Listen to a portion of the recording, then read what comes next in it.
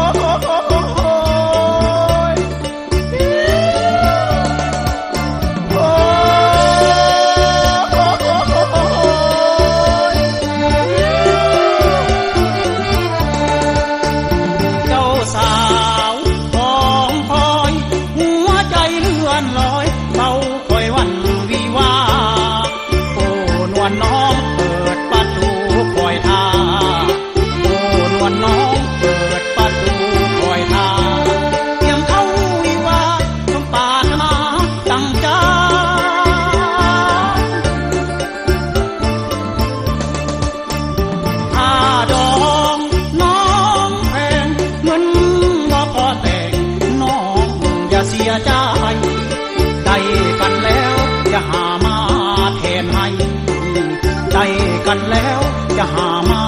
แทนให้หากว่าพ่อเท่าใดแค่เท่าลูกอ่อนย้อนงานให้เด้อพ่อเป็นลูกเป็นหลานให้ไม่เท่าเอ้ย เจ้าบ่าวแต่งกายใส่ผ้าสีไทยนุ่งผ้าไหมเพียงแค่เจ้าสาววันนี้ใส่สุดสีแดงแล